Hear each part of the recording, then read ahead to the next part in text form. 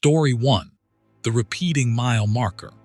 Jake Morrison had been driving the I-80 corridor between Nebraska and Wyoming for nearly 15 years.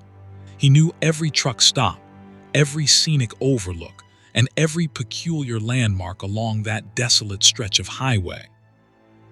42 years old, he'd seen his share of strange things on the road. Phantom hitchhikers that vanished before he could pass them, mysterious lights in the distant fields, and once, an entire herd of cattle standing perfectly still in the middle of the night like statues. But nothing had prepared him for what on that cold February night in 2019. He'd left Omaha just after sunset, hauling a load of agricultural equipment bound for Cheyenne. The weather forecast had been clear, and Jake settled into the familiar rhythm of the road, his CB radio playing soft country music. The darkness outside was absolute, the kind of pitch black you only find in the Great Plains where civilization seems to disappear entirely. His headlights carved a tunnel through the night, illuminating the white dashes of the center line and the occasional reflective mile marker. Around 11:30, noticed mile marker 237.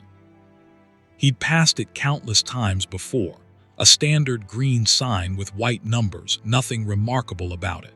He took a sip from his thermos of coffee and checked his GPS. Everything was normal.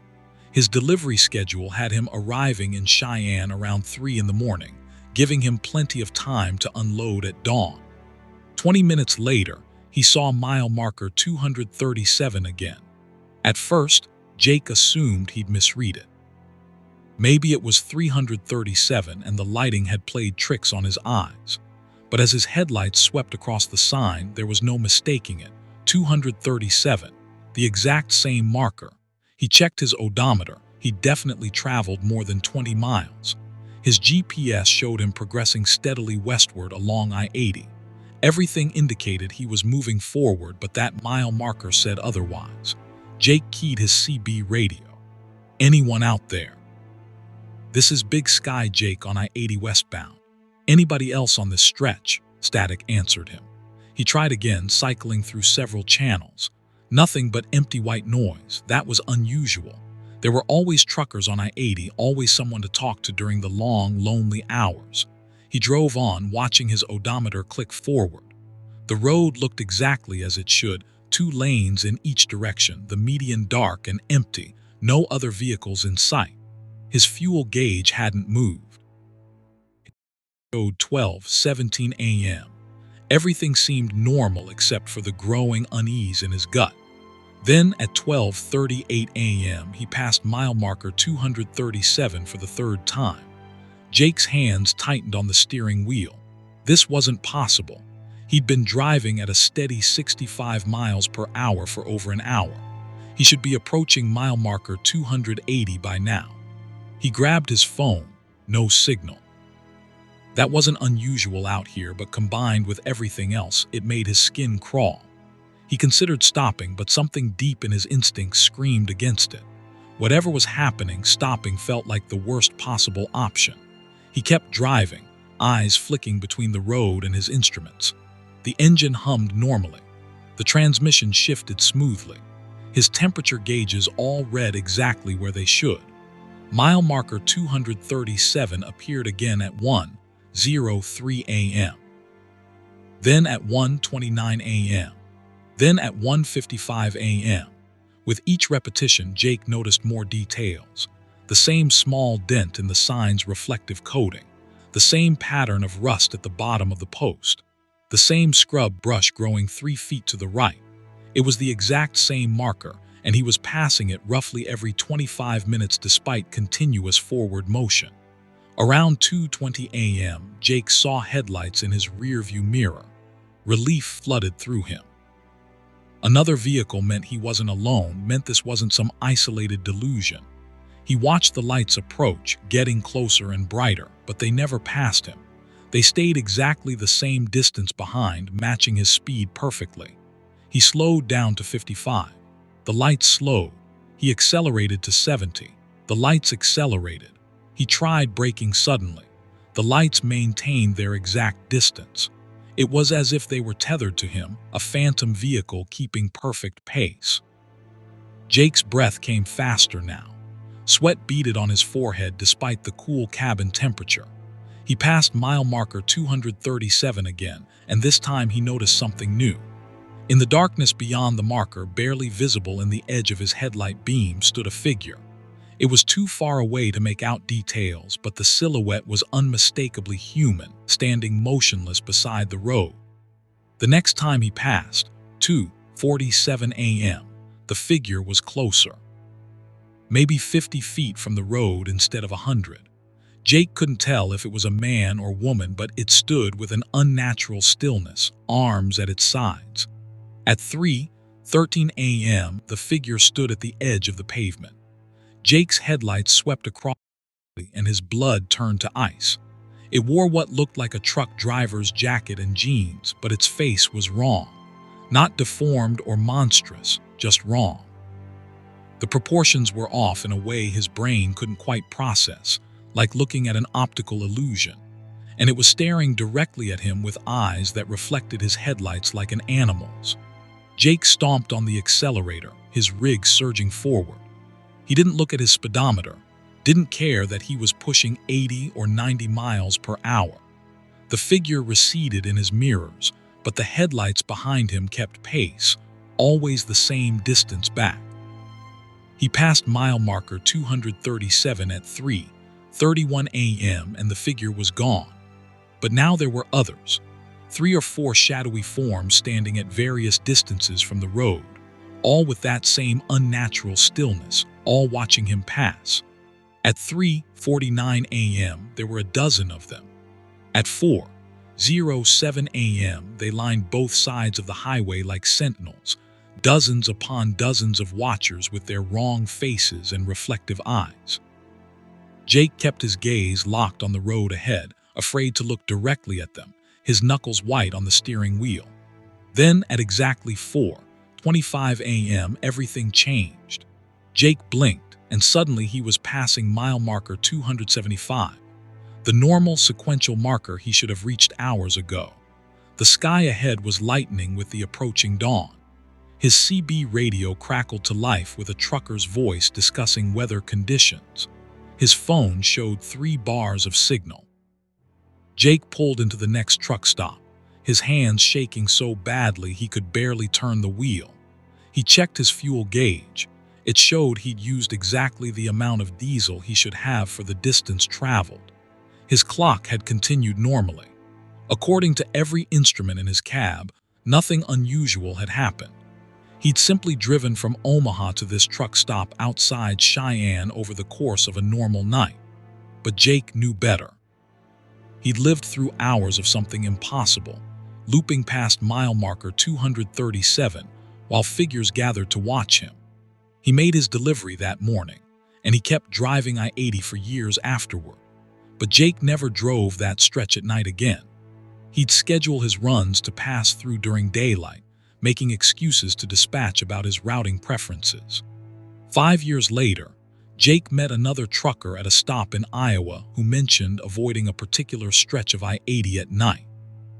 When Jake pressed for details, the man described passing the same mile marker repeatedly, watching it gather along the roadside.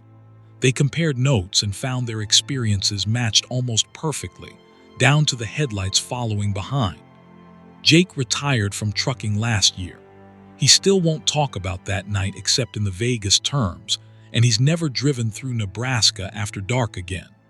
Sometimes, he says, there are roads that don't want you to pass.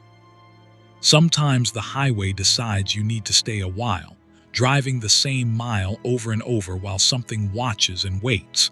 And the only way to survive is to keep driving, keep moving forward, and pray that eventually the road decides to let you go. Story 2. The station that wasn't there.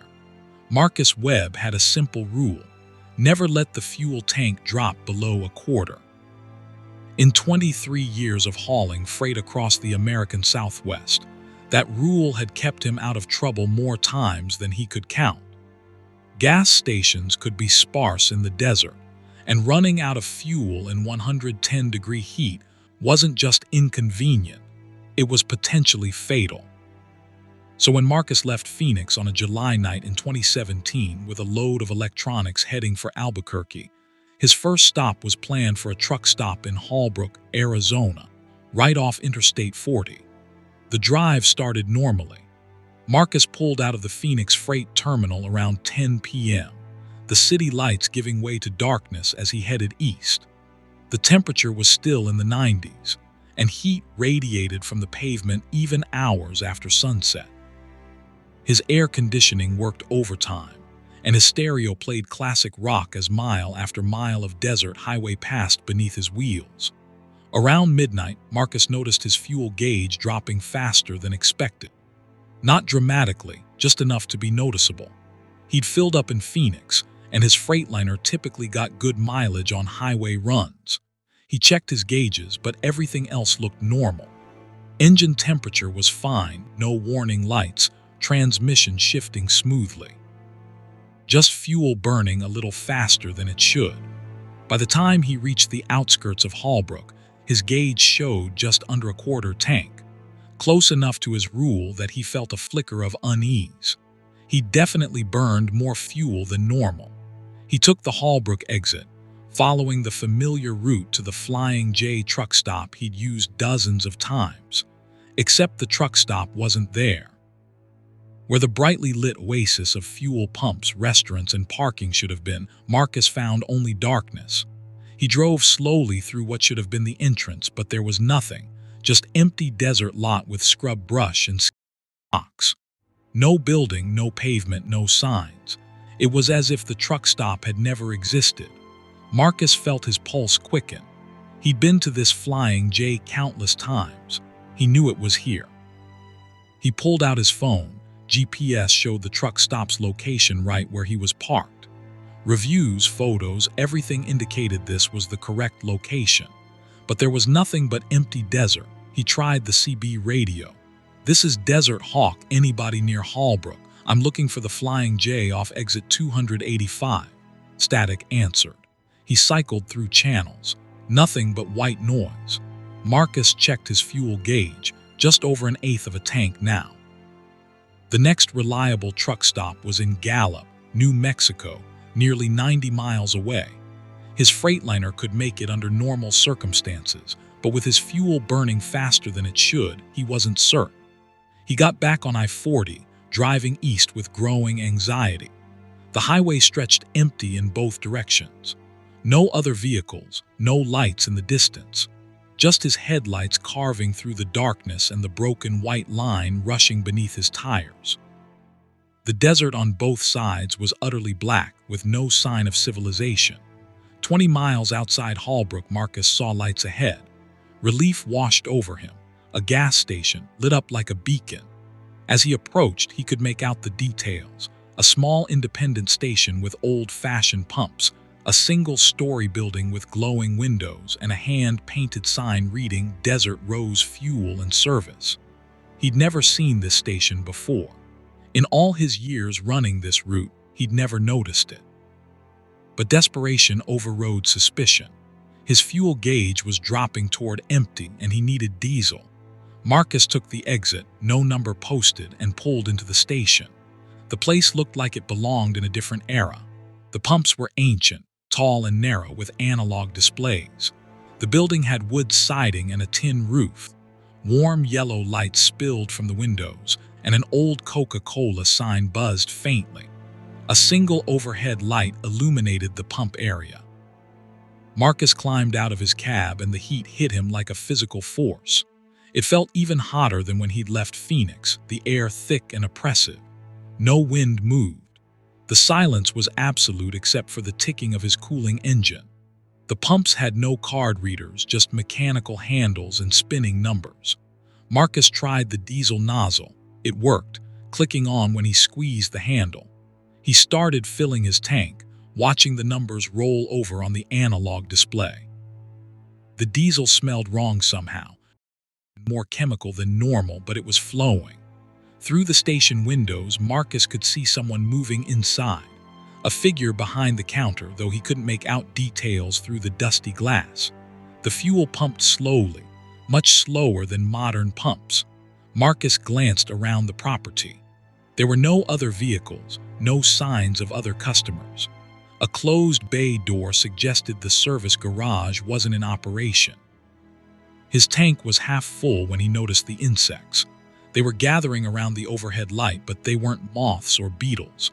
They looked wrong, too large, with too many legs, moving in ways that didn't match any insect he knew. And there were hundreds of them, clustering thicker and thicker around the light. The fuel pump clicked off, full tank. The analog display showed 87 gallons, which was about right. But there was no price display, no indication of cost.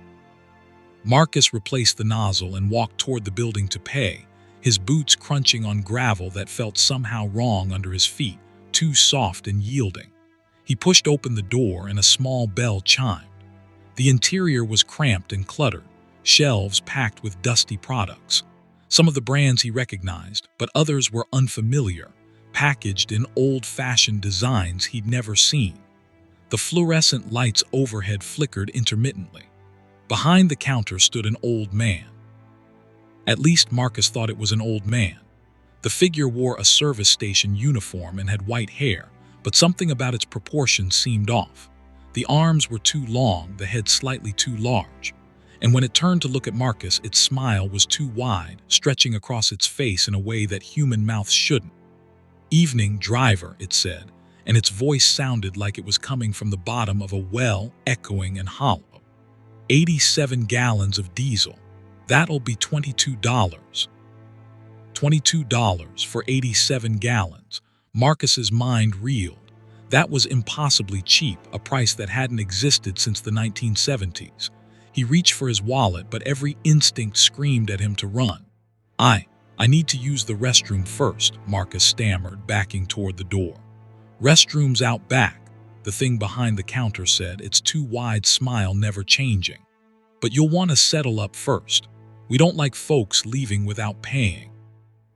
Marcus's hand found the door handle. "I'll be right back, just need to check my rig." He pushed through the door and walked quickly toward his truck, forcing himself not to run. The insects around the overhead light had multiplied, now forming a black, writhing mass. As he got closer to his cab, he could hear them, not buzzing like normal insects, but chittering, almost whispering voices. Marcus climbed into his cab, started the engine, and looked at his fuel gauge. It still showed under 1/8 of a tank, empty just as it had been before he stopped. The diesel he just pumped wasn't registering. The tank, according to his gauge, was nearly dry. He looked back at the station. The thing behind the counter stood in the window now, watching him with eyes that reflected his headlights. Its smile had grown even wider, splitting its face almost ear to ear. And the insects were spreading, flowing down from the light fixture and across the building's walls like a living carpet. Marcus slammed his truck into gear and accelerated back toward the highway, his tires throwing gravel. He didn't look back until he was on I-40, and when he did, there was nothing behind him. No lights, no station, just empty darkness. His fuel gauge still showed nearly empty. He had maybe 20 miles of range. Marcus drove in near panic, watching the gauge hover just above the red. Every mile felt like his last. The highway remained empty, no other vehicles in sight, and his CB radio produced only static. Then, after exactly 18 miles, he crested a rise and saw it. The Holbrook Flying J, brightly lit and bustling with activity. The same truck stop that hadn't been there an hour ago, now standing exactly where it should be. Marcus barely made it to the pumps before his engine sputtered. He filled his tank with proper diesel that smelled right and cost the correct amount. Inside, he asked the clerk if there was another truck stop between here and Gallup. The clerk looked at him strangely and said no, just an abandoned station about 40 miles east that had been closed for 30 years. Desert Rose, I think it was called, the clerk said. Heard stories about it. Folks claim to see lights there sometimes, but it's been empty since the 80s. Owner disappeared one night and nobody ever found him. Marcus made his delivery to Albuquerque and continued trucking for 3 more years. but he never took I-40 through Arizona at night again. He'd reroute hundreds of miles out of his way to avoid that stretch of highway. Because Marcus knows that somewhere in the desert, there's a station that exists between one moment and the next, a place that sells fuel that doesn't exist and smiles that are too wide. And he knows that if you stop there, if you accept what it offers, you might find that the fuel wasn't the price after all. Sometimes the desert collects its debts in other ways. Story 3. The Voice on the CB. Linda Patterson had been driving solo for 6 years, ever since her divorce left her looking for a start and a way to see the country. At 34, she'd found a freedom in the solitary life of long-haul trucking that surprised her. The CB radio was her constant companion, connecting her to other drivers across the lonely miles. She had her handle, Nightingale, and a regular group of drivers she'd chat with on various routes, sharing traffic updates, weather reports, and occasional jokes to pass the time. In October 2018, Linda was running a regular route from Portland, Oregon, to Boise, Idaho, hauling produce through the night. She'd left Portland around 8 p.m., planning to make Boise by dawn. The weather was clear and cold, the kind of crisp autumn night that made driving pleasant. Her Peterbilt hummed along smoothly, and she had a fresh thermos of coffee and a playlist of audiobooks ready for the journey. Around 10:30, somewhere along Highway 84 in the Columbia River Gorge, a voice crackled through her CB radio. "Nightingale, you out there?" It was a woman's voice, which was notable. Female truckers weren't rare, but they weren't common either. Linda perked up, always happy to chat with another woman on the road. "This is Nightingale," Linda responded. "Who's calling?" "Hey there, this is Whispering Willow. I'm running about 20 miles behind you, same route to Boise. Thought I'd say hi." They fell into easy conversation. Willow, she said her real name was Sarah, had been trucking for 8 years.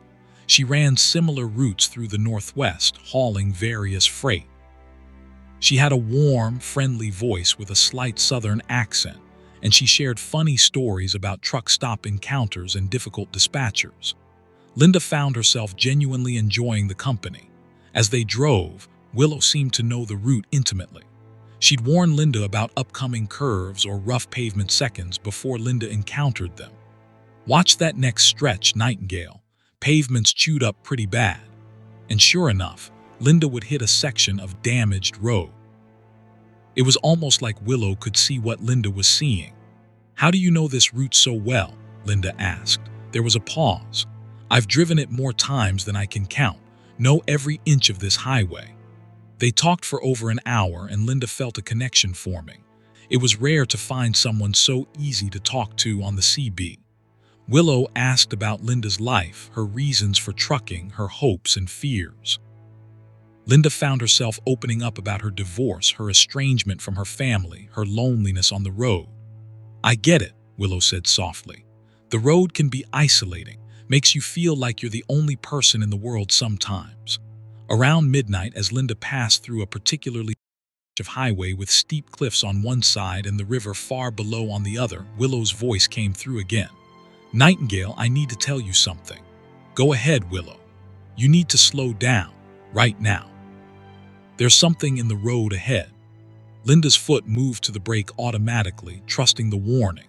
She decelerated from 65 to 45, her headlights probing the darkness ahead. Around the next curve she saw it, a massive rockslide covering half the highway. At her previous speed, she might not have been able to stop in time. Linda's heart pounded as she carefully maneuvered around the debris. "Jesus, Willow, thank you. How did you know?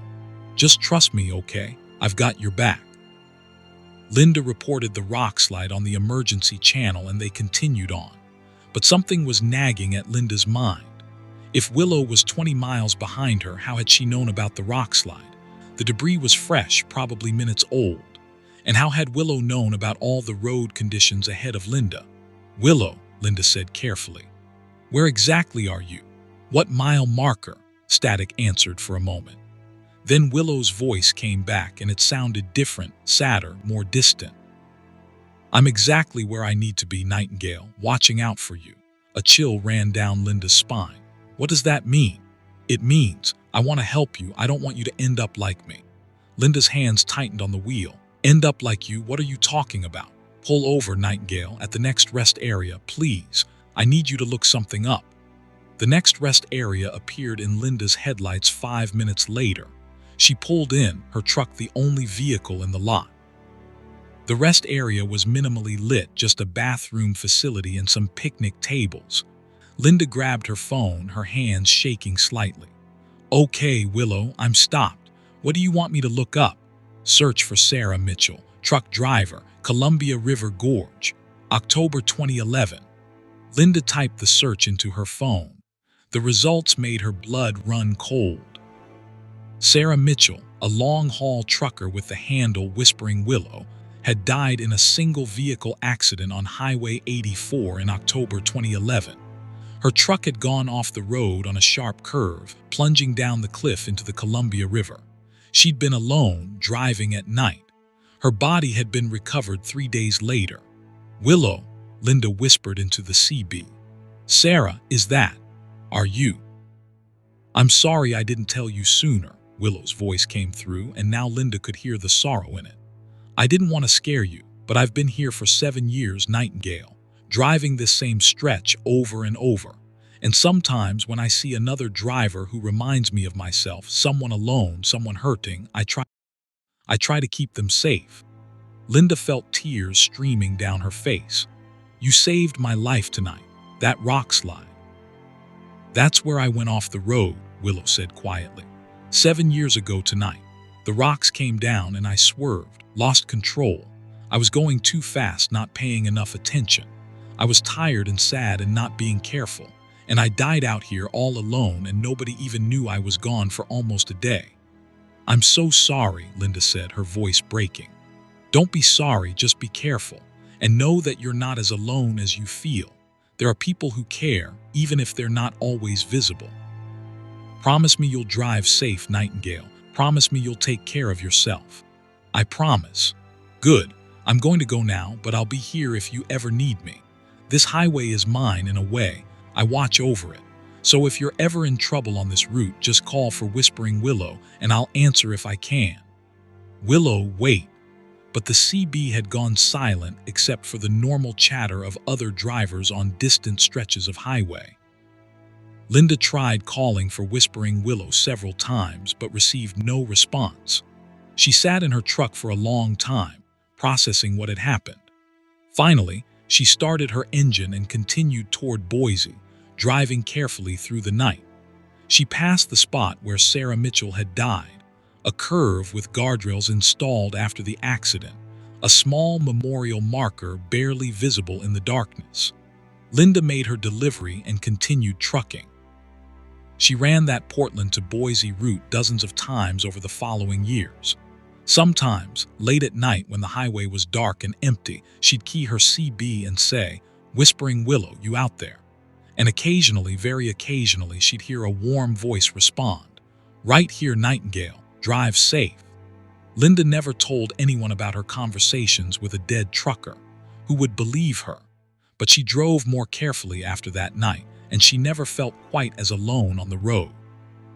She knew that somewhere in the darkness of the Columbia River Gorge, a ghost trucker was watching out for drivers who needed help, trying to prevent others from suffering her fate.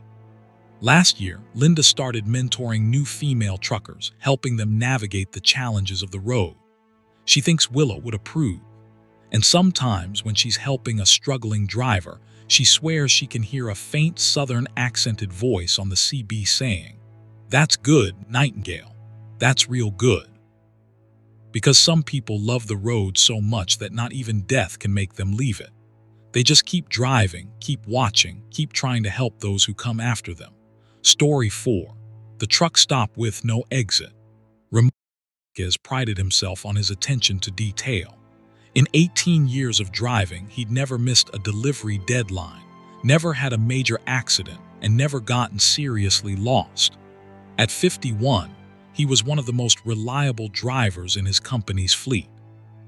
He planned his routes meticulously, knew his fuel stops, and always had a backup plan. So when Ramon left Dallas on a February night in 2020 with a load of auto parts heading for Memphis, he'd already mapped out every stop along the way. The trip should have been straightforward: Interstate 30 to Texarkana, then north through Arkansas. About 7 hours total, putting him in Memphis well before dawn. Ramon left Dallas around 9 p.m., making good time through the light traffic. His Kenworth was running smoothly, and he had podcasts downloaded for the journey. Around 11:30, somewhere between Texarkana and Hope, Arkansas, Ramon needed a bathroom break. He'd been driving for over 2 hours, and his coffee was catching up with him. He knew there was a truck stop coming up. He'd stopped there before, a mid-sized place called the Crossroads Travel Plaza. Nothing fancy, but clean bathrooms and decent coffee. He saw the blue information sign, Travel Plaza, next exit. Ramon signaled and took the exit ramp, following it down to the access road. The truck stop appeared exactly as he remembered it: 2 rows of fuel pumps, a main building with a convenience store and restaurant, and a large parking area for trucks. Several big rigs were parked, and the place was reasonably well lit. Ramon pulled into a parking spot, locked his truck, and headed for the building. The automatic doors slid open, and he walked into the convenience store section. It looked normal: aisles of snacks and drinks, a coffee station, a few other customers browsing. A clerk stood behind the counter, a young woman with blonde hair who smiled at him as he entered. The bathroom was in the back corner. Ramon used the facilities, washed his hands, and headed back out into the store. He grabbed a fresh coffee and a pack of gum, approaching the counter to pay. $4.50, the clerk said. Her name tag read Sarah.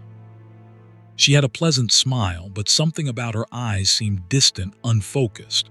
Ramon paid with cash and walked back toward the exit, sipping his coffee. It tasted off, not bad exactly, but not quite right either. Slightly bitter, with an aftertaste he couldn't place.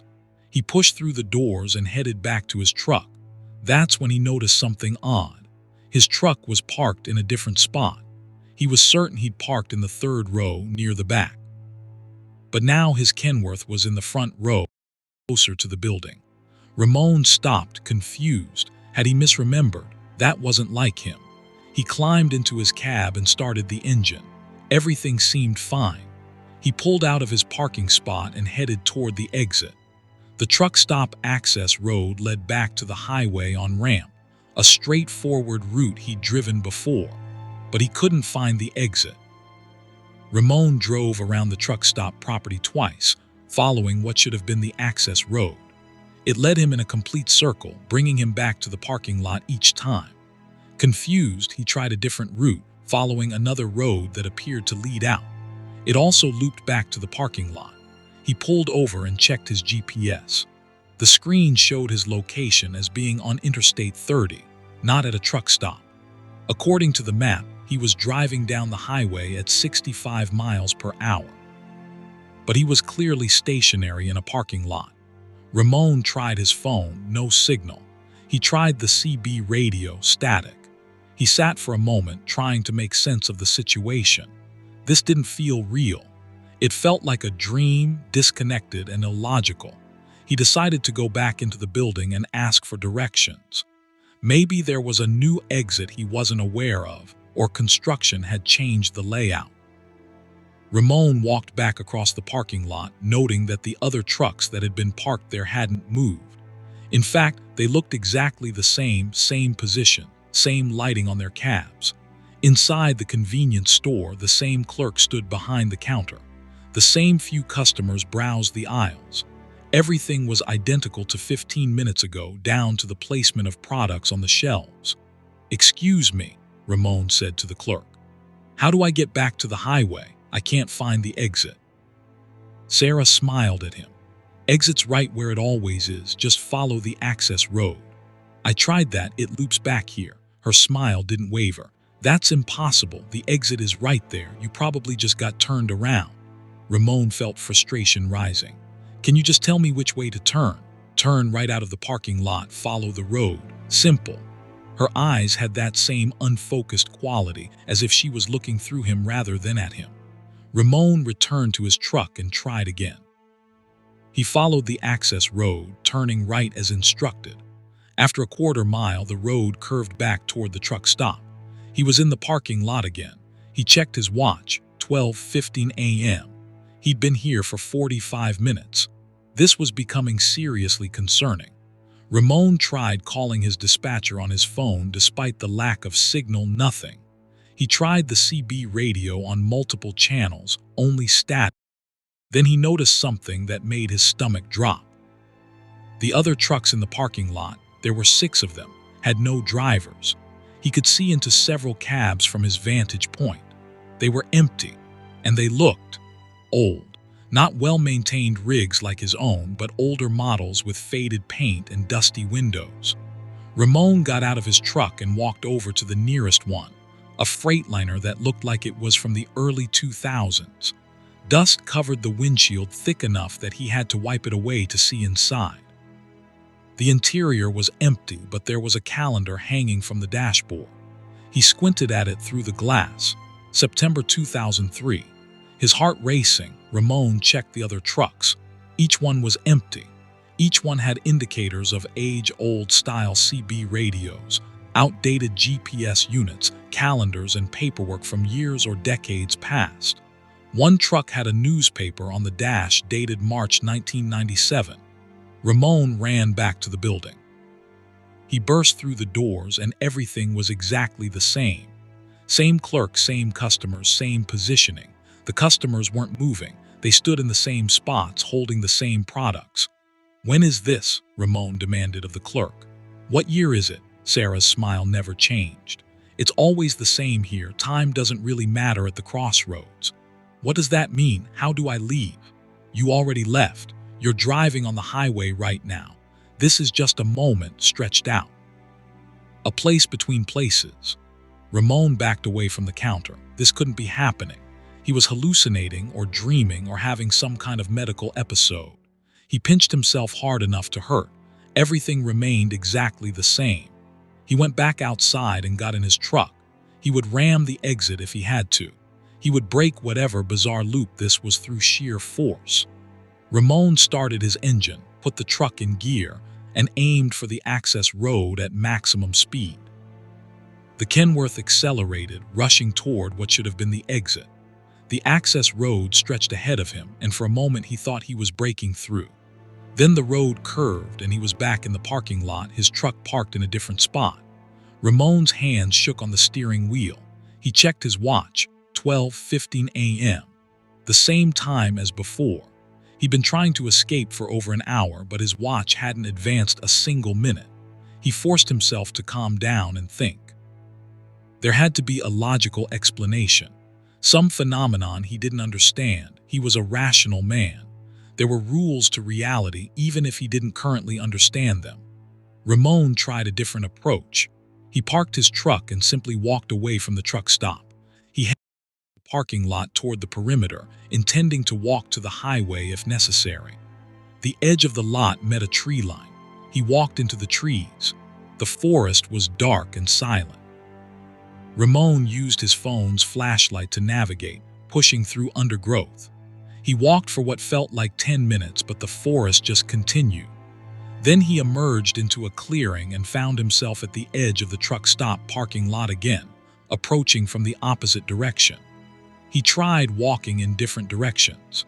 Each time, he'd walk for several minutes through forest or field, then emerge back at the truck stop. The property was impossible, much larger on the inside than it appeared from the outside, folding back on itself in ways that defied physics. Ramon's panic was turning into resignation. He was trapped in this place, this moment. Hours passed, or didn't pass since his watch remained frozen at 12:15 a.m. He tried everything he could think of. He tried lying down in his truck to sleep, thinking maybe he'd wake up somewhere else. But he couldn't sleep. His body felt wired, alert, not tired despite the late hour. Finally, exhausted and defeated, Ramon went back into the convenience store one more time. The clerk smiled at him. "$4.50, she said, even though he wasn't buying anything. "How do I leave?" Ramon asked, his voice breaking. "Please, just tell me how to leave." For the first time, Sarah's expression changed. Her smile faded and her eyes focused on him, really focused, seeing him. "You have to let go," she said quietly. "You're holding onto something. Until you let go, you stay here." "Let go of what?" "Whatever keeps you driving, whatever you're running from or running toward. Let it go just for a moment. Stop trying to control everything. Stop planning. Stop trying to figure it out. Just let go." Ramon didn't understand, but he was desperate. He closed his eyes and tried to relax, to release the tension he always carried. He thought about his meticulous planning, his need for control, his fear of failure. He imagined setting those things down just for a moment. When he opened his eyes, he was driving down Interstate 30. His GPS showed him 10 miles past where the truck stop should have been. His watch read 1:45 a.m., 2 hours later than when he'd taken the exit. His coffee cup sat in the holder, still warm. Ramon pulled over at the next rest area and sat for a long time, shaking. He checked his logs. According to his truck's computer, he'd driven continuously down the highway. There was no missing time, no indication that he'd stopped. But Ramon knew better. He'd been trapped in that impossible place for subjective hours. He made his delivery to Memphis and continued for 3 more years before retiring. But Ramon never stopped at that truck stop again. In fact, he can't find it. He's driven that route dozens of times since, looking for the Crossroads Travel Plaza, but it's never there. No exit sign, no buildings, nothing. Other drivers he's asked have never heard of it. Sometimes Ramon wonders if it was real or if he had some kind of breakdown. But then he remembers the other trucks, the ones with old calendars and dusty windows. Other drivers who stopped and never left, frozen in that eternal moment at 12:15 a.m., trapped in a place between places where time doesn't move and exits don't lead anywhere. Ramon drives more carefully now, and he doesn't plan quite as obsessively. Because he learned that sometimes, if you hold on too tight to control, the road finds a way to teach you otherwise. And sometimes, the lesson is delivered at a truck stop that doesn't exist, in a moment that never ends. Story 5. The Phantom Convoy. Derek Hamilton had been running solo freight for 12 years, but he'd started his career in convoys. He remembered the camaraderie of driving with a group, multiple trucks running the same route, watching out for each other, sharing the road. It had been safer and less lonely. But as the industry changed, convoy driving became less common, and Derek had adapted to the solitary life of the modern trucker. In November 2016, Derek was hauling construction equipment from Denver to Salt Lake City. He'd left Denver around midnight, planning to reach Salt Lake by late morning. The weather forecast was clear, and Derek settled into the rhythm of the drive, taking Interstate 70 west through the Rockies. Around 2 a.m., somewhere in the mountains west of Georgetown, Derek noticed headlights in his mirrors. Another truck was coming up behind him, moving fast. As it drew closer, Derek saw it was a Peterbilt, older model, running without trailer lights. That was odd. Trailer lights were legally required. But Derek figured maybe they'd burned out or the driver had electrical issues. The Peterbilt pulled alongside Derek in the passing lane, and the driver gave him a friendly wave before accelerating ahead. Derek noticed the truck looked well-maintained despite its age, probably from the 80s, with classic styling and chrome detailing. A few minutes later, another truck appeared in Derek's mirrors. This one was an older Kenworth, also running dark except for its headlights and cab lights. It passed Derek the same way, the driver waving as he went by. Then came a third truck, a vintage liner. Then a fourth. Within 10 minutes, Derek was watching a convoy of old trucks pass him, 6, 7, 8 of them. Each one was an older model, beautifully maintained, running without trailer lights. Each driver waved as they passed. They pulled in front of Derek, forming a line of trucks moving at exactly the same speed, their red tail lights creating a chain of glowing dots down the dark highway. Derek keyed his CB radio. "Hey, convoy ahead." "This is Mountain Echo. You guys running together," Static answered him. He tried again. Convoy ahead on I-70 West, this is Mountain Echo. Anybody copy? A voice crackled through mail and distorted by static. We copy, Mountain Echo. We're running through. You're welcome to join us. Derek was intrigued. There was something appealing about the convoy, something that reminded him of his early days in trucking. What's your destination? West, the voice replied. Always west. I'm heading to Salt Lake. Mind if I tag along for a while? You're welcome to try, the voice said, and there was something odd in his tone, not unfriendly but strange. But you might find it difficult to keep pace. Derek accelerated to match the convoy's speed. They were moving at exactly 75 miles per hour, which was a bit fast for this stretch of mountain highway, but not dangerously so. He fell in behind the last truck, a gorgeous old Mack with chrome stacks and a custom paint job. They drove like that for several miles, the convoy moving in perfect formation. Derek noticed the trucks never varied their speed even slightly, not for curves, not for grades, not for anything. They maintained exactly 75 miles per hour regardless of conditions. He found himself working his throttle and brakes to keep up through the mountain curves while the convoy ahead remained perfectly steady. You guys must have really good cruise control, Derek said over the CB. Something like that, the voice replied. We've been running this route for a long time, know every inch of it.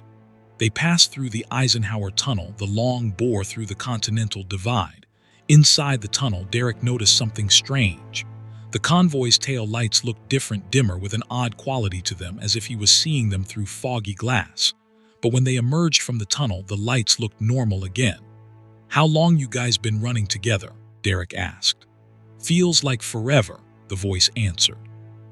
Some of us can't remember a time when we weren't driving this route. Derek felt a chill.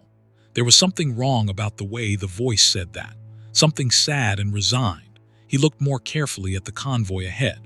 The trucks were all in pristine condition, but they were definitely old. No truck in that line was newer than the mid, and none of them had modern safety equipment.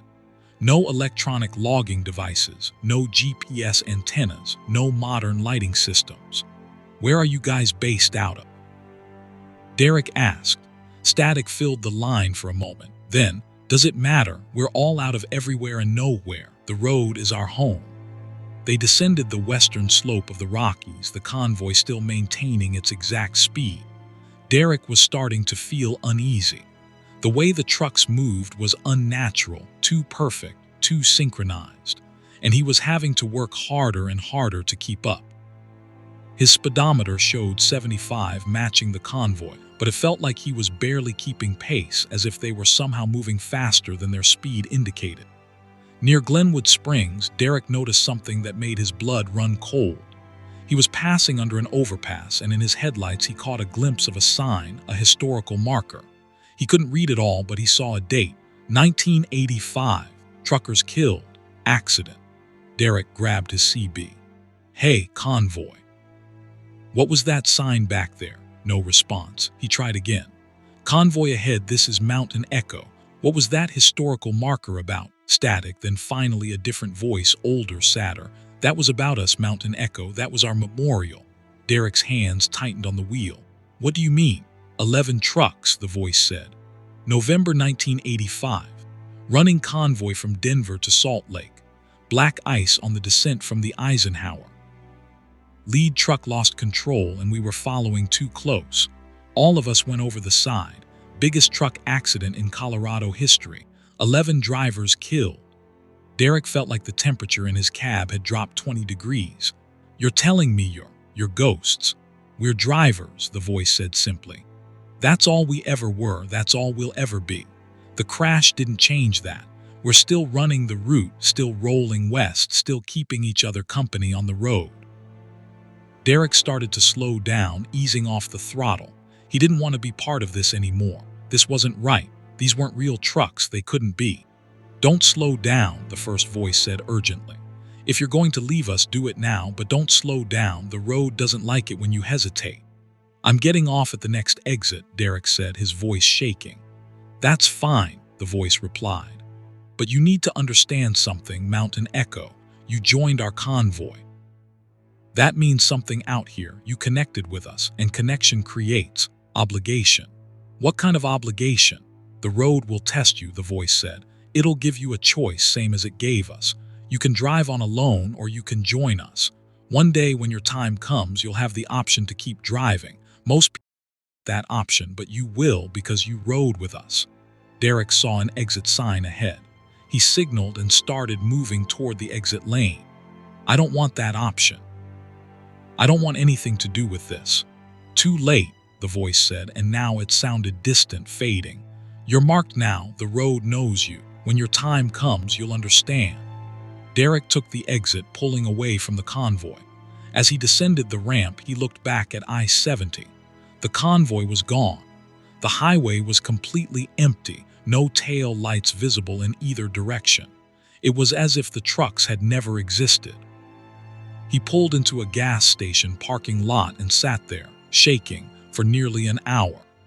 Finally, he got back on the highway and continued to Salt Lake City, driving carefully and avoiding the speed he'd maintained with the convoy. Derek made his delivery and kept driving for several more years, but he never forgot the phantom convoy, and he researched the accident when he got home. It was real. 11 trucks, 11 drivers, all killed in a chain reaction crash on November 17, 1985. The worst truck accident in Colorado history. Every year on the anniversary, drivers reported seeing a convoy of old trucks on that stretch of highway, running dark except for their headlights, moving at exactly 75 miles per hour. Derek drives more carefully now, and he never joins convoys anymore, no matter how friendly the invitation. Because he knows that some convoys aren't going to Salt Lake City or Denver or anywhere that appears on a map. Some convoys are going somewhere else entirely, and once you join them, even briefly, they remember you. Last year, Derek had a close call, a blown tire that nearly sent his truck off the road at 70 miles per hour. He managed to control it and pull over safely. As he sat there catching his breath, a voice crackled through his CB radio, a voice he hadn't heard in years. Good driving, Mountain Echo. Not your time yet, but we're still out here when it is. Convoys always got room for one more. Derek doesn't drive I-70 through the Rockies anymore. He routes hundreds of miles out of his way to avoid it, because he knows that somewhere on that highway, 11 trucks are still running, still rolling west, still looking for drivers to join their eternal convoy. And Derek knows that one day, if he's not careful, he might accept their invitation. Story 6. The Rest Stop Mirror. Teresa Morgan had been driving for 9 years, and she developed a set of rules for life on the road. Always check your loads before leaving. Never skip vehicle inspections. Keep your logbook accurate. And never use rest stop bathrooms alone at night if you could avoid it. That last rule wasn't based on any specific incident, just general caution, a woman's instinct for self-preservation in isolated places. But sometimes you couldn't avoid it. In March 2019, Teresa was running a load from Atlanta to Chicago, driving through the night. Around 3 a.m., somewhere in Kentucky on I-65, nature called urgently enough that she couldn't wait for a proper truck stop. She pulled into a rest area, one of those basic highway facilities with just bathrooms and vending machines. The parking lot was nearly empty, just her truck and one car, which was good. Less chance of encountering problems. Teresa grabbed her flashlight and pepper spray and headed for the women's restroom, her breath misting in the cold night air. The restroom was typical concrete block building, fluorescent lights, 3 stalls. Clean enough by rest stop standards. Teresa checked all the stalls first, an ingrained habit, all empty. She used the facilities, washed her hands, and that's when she really looked at herself in the mirror above the sinks. She looked tired, dark circles under her eyes, her hair pulled back in a messy ponytail, 36 years old and feeling older. Teresa leaned closer to the mirror, examining the new lines around her eyes. Getting old, she thought. Getting worn down by the road. Then her reflection blinked. Teresa froze. Hadn't blinked. She was staring directly at her reflection, and her reflection had blinked independently. She watched, heart suddenly pounding, as her reflection's expression shifted slightly, a small smile that Teresa wasn't making. Teresa stepped back from the mirror. Her reflection didn't move in perfect sync. There was a lag, maybe half a second, as if her reflection was imitating her movements rather than mirroring them exactly. "Okay," Teresa said aloud, her voice echoing in the bathroom. "I'm sleep-deprived, that's all this is." Her reflection's lips moved, but the words came a half-second late, out of sync with her own speech. And the voice that echoed back didn't quite sound like her own voice. It was similar but slightly different, a shade darker. Teresa turned away from the mirror and walked quickly toward the exit. Behind her, she heard footsteps. She spun around. The bathroom was empty. But in the corner of her eye, she caught movement in the mirror, her reflection, still standing at the sink, watching her. Teresa ran. She burst out of the bathroom and sprinted back to her truck, fumbling with her keys. She climbed into the cab, locked, and sat there breathing hard. Through her windshield, she could see the bathroom building. The lights were on, and through the open door she could see herself, standing in the bathroom, visible in the doorway, watching her truck. But Teresa was in her truck. That wasn't possible. She was looking at herself standing 30 feet away. Teresa started her engine with shaking hands and pulled out of the rest area, accelerating back onto the highway faster than was safe. In her mirrors, she watched the rest area recede. The figure in the bathroom doorway, her doppelganger, stood motionless, watching her leave. Teresa drove for 2 hours straight, pushing through fatigue and fear until she reached a truck stop in Louisville. It was well lit and busy, with dozens of trucks parked. Teresa finally felt safe enough to stop. She parked, locked her truck, and went into the truck stop, heading directly for the bathroom. Inside, she forced herself to look in the mirror. Her reflection looked normal, tired, scared, but moving in perfect sync with her own movements. No delay, no independent actions. Teresa washed her face with cold water, trying to calm down. She told herself it had been a hallucination brought on by exhaustion and too much caffeine. But when she walked out of the bathroom and back into the main truck stop area, she saw herself sitting at one of the dining tables. Teresa stopped dead. The woman at the table was her, same build, same face, same clothes, even the same ponytail. The woman was eating a sandwich and looking at a phone. Teresa looked down at her own body. She was solid, real. She looked back at the table. Her double was still there. Nobody else seemed to notice anything wrong. The truck stop staff walked past the double without reacting. Other customers moved around normally. It was as if only Teresa could see that there were two of her. Teresa approached the table slowly. Her double looked up and their eyes met. The double's expression was strange, not hostile but not friendly either. Knowing, familiar. "What are you?" Teresa whispered. The double tilted her head, examining Teresa. "I'm you, or I could be. It depends on choices." "This isn't real, you're not real." "I'm exactly as real as you are. I'm the path you didn't take. I'm the version of Teresa Morgan who made different decisions, who didn't start trucking, who stayed with her husband, who had kids, who lived a normal life." The double's voice was Teresa's voice, but the words felt alien, wrong. "That's not possible." "There are mirrors all along the road," the double said, standing up. She was exactly Teresa's height, exactly her proportions. "Most people never really look at them, but sometimes if you look long enough, you would have been what you gave up, what you lost." Teresa felt tears streaming down her face. "I didn't lose anything. I made choices. I wanted this life."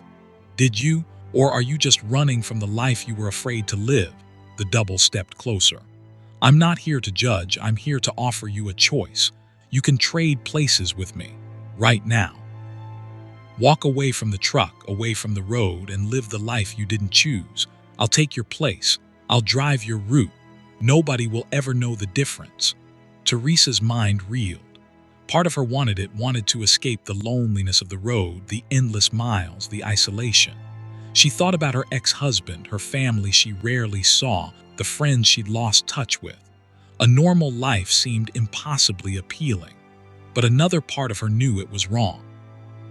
This double, wasn't offering her a better life. It was offering to replace her, to erase her, to take over her existence while she slipped into some other reality. "No," Teresa said firmly. "I made my choices. I'm living my life. You can't have it." The double's expression didn't change. "Are you sure? Once you walk away, you won't get another chance. You'll be stuck with the choices you made."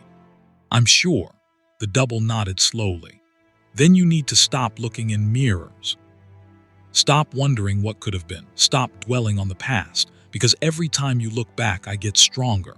Every time you regret your choices, I get more real. Eventually, if you're not careful, I won't need your permission to trade places. I'll just step through." Teresa backed away, her heart pounding. "How do I make you go away?" "You can't. I'm always here in every reflection, in every moment of doubt. But you can ignore me. You can accept your life instead of questioning it. You can stop looking back." The double smiled, and it was sad. "Or you can keep dwelling on your regrets, and one day you'll look in a mirror and find that I'm on your side of the glass and you're on mine." Teresa turned and ran out of the truck stop. She got in her truck and drove away, not looking back. For the next 200 miles, she avoided looking at any reflective surfaces, not her mirrors, not windows, not even her phone screen. She drove by instrument readings and peripheral vision, terrified of what she might see if she looked directly at her own reflection. When she reached Chicago and made her delivery, Teresa checked into a motel. The bathroom mirror was unavoidable. She stood in front of it, forcing herself to look. Her reflection moved normally, in perfect sync. It looked like her, tired, frightened, but definitely her. "I accept my life," Teresa said to her reflection. "I accept my choices. You can't have them." Her reflection stared back, and for a moment Teresa thought she saw something else in the eyes. Something watching, waiting. But then it was just her reflection, nothing more. Teresa continued trucking for 4 more years before transitioning to dispatch work. She never talked about what happened at that rest stop in Kentucky, and she never used that particular rest area again. She's careful now about mirrors in isolated places, and she tries not to dwell on the past or the choices she didn't make. But sometimes, late at night, Teresa catches a glimpse of herself in a darkened window or a truck's mirror, and she sees a slight delay in her reflection's movements. A tiny lag that suggests something is watching from the other side, waiting for a moment of weakness, waiting for an opportunity to step through. Teresa doesn't look too long anymore. She's learned that some reflections show you more than just your appearance. They show you possibilities, alternatives, the paths you didn't take. And sometimes those paths want to become real. Sometimes the version of yourself you didn't become is hungry to exist, and the only thing standing between you and replacement is your conviction that you made the right choices. Teresa lives with that conviction now, holding it like a shield against the mirror, because she knows that somewhere in every reflective surface, another Teresa is waiting. The one who didn't drive trucks, who didn't choose the road, who lived a completely different life. And that other Teresa wants out. Story 7, The Fog That Followed. Michael Torres had been driving the Pacific Northwest routes for 14 years. He was intimately familiar with fog, the thick marine layers that rolled in from the ocean, the mountain mists that clung to passes, the ground fog that formed in valleys. Fog was just part of driving in Washington and Oregon. It slowed you down, made you cautious, but it was manageable. It was natural. The fog that Michael encountered in September 2017 was not natural. He was hauling timber from Olympia, Washington to Portland, Oregon, a route he'd driven hundreds of times. He'd left Olympia around 7 p.m., planning to reach Portland by 10. The weather was typical for early fall, overcast, cool, with patches of fog in the low areas. Nothing unusual. Around 8:30, driving south on I-5 near Kelso, Michael entered a fog bank. It was thicker than normal, reducing visibility to maybe 50 feet. He slowed to 45 miles per hour, turned on his fog lights, and settled in for a careful drive. Fog banks were common in this area. He'd be through it in a few miles. Except he wasn't. After 20 minutes of driving through dense fog, Michael should have emerged on the other side. This stretch of I-5 didn't have fog banks that lasted 20 miles. But the fog continued, thick and gray, pressing against his windshield like a living thing. Michael checked his GPS. It showed him moving normally down the interstate, no issues. But his visibility remained limited to a small sphere around his truck. He couldn't see any other vehicles, couldn't see road signs, could barely make out the white lines marking the lanes. He tried his CB radio. Anyone on I-5 near Kelso? This is Timber Mike. This fog is brutal. Anybody else dealing with this? Static. He tried multiple channels. No response. The fog grew thicker. Now Michael could see maybe 30 feet ahead. His headlights seemed to be absorbed by the gray mist, creating no reflection, no penetration. It was like driving through cotton or clouds or nothing at all. Then he saw the figure. It was standing on the shoulder, barely visible in the fog, a human shape, motionless. Michael's headlights swept across it as he passed. Just a person standing by the highway, which wasn't that unusual. Broken down car, maybe, or a hitchhiker. A mile later, he saw another figure. Same position, same stance, standing on the shoulder, motionless, facing the highway. Michael felt a prickle of unease. Two people, same posture, both standing in fog thick enough to make visibility nearly zero. Over the next 5 miles, he counted 7 more figures, all standing on the shoulder at irregular intervals, all motionless, all facing the highway. Michael couldn't make out any details through the fog, just human-shaped silhouettes watching him pass. Michael's hands were sweating on the steering wheel. This wasn't right. Nothing about this was right. The fog was too thick, too persistent. The figures were too numerous, too still. And his GPS showed him making progress down the interstate, but he hadn't passed a single other vehicle, hadn't seen any exit signs, hadn't encountered any landmarks.